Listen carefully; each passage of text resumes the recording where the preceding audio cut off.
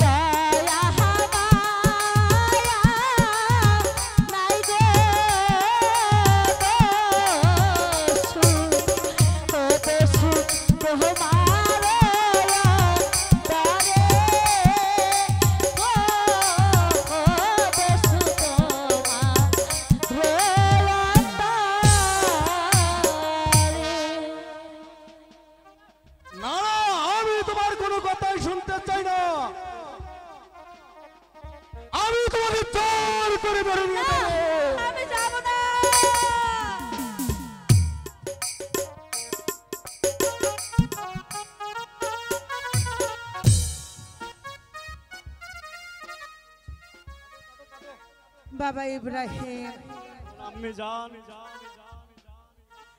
এই বন মাঝে এখন সময় নষ্ট না করে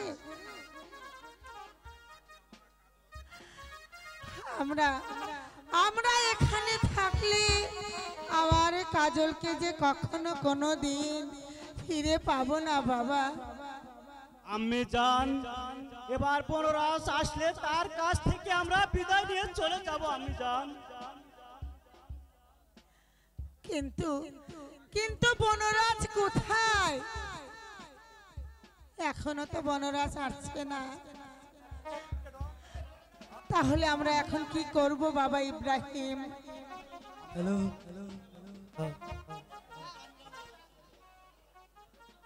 বাবা ইব্রাহিম আম্মি জান আর কতক্ষণ এই বন মাঝে আমরা অপেক্ষা করব বাবা? বনরাজ যে এখনো আসছে না।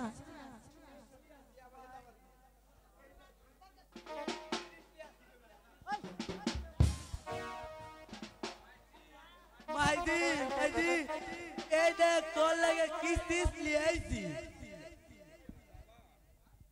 বাবা বাবা বনরাজ এই মেয়েকে তুমি কোথায় পেলে বাবা? দানবরাজ এই মেয়েটিকে ইজ্জত নষ্ট করতে লেগেছিল। আমি চিৎকার শুনে তাকে উদ্ধার করি। আজ থেকে এই লড়কি তোর কাছেই থাকিবে, তোর কাছে রাখি। মা তোমার বাড়ি কোথায় মা? আর কেনই বা এই বনে এসেছো তুমি? কি পরি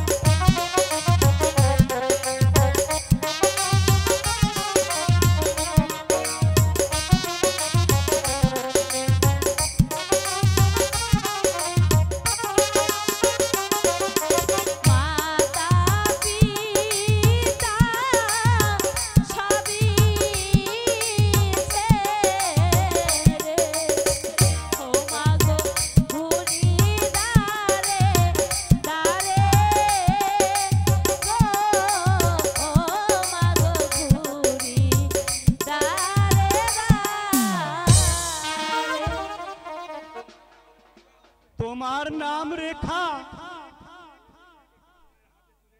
যে রেখাকে আমি কাজের হাতে তুলে দিয়ে বলেছিলাম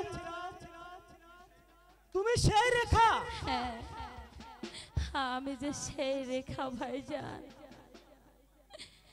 আমি যে সেই হতভাগিনী রেখা। আজ আমি কাজলকে হারিয়ে বনে বনে ঘুরে বেড়াচ্ছি। মা রেখা, তুমি তুমি শীঘ্রই বলো আমার আমার কাজলকে তুমি কোথায় হারিয়েছো মা? বলো না মা, বলো বলো আমার কাজলকে কোথায় রেখেছো? মা, কাজলের কথা যে আমি বলতে পারবো না মা। সে যে আমাকে ফাঁকি দিয়ে ওই ভুবনপুর রাজ্যের হুজুরের কন্যা মর্জিনাকে যে বিবাহ করেছে।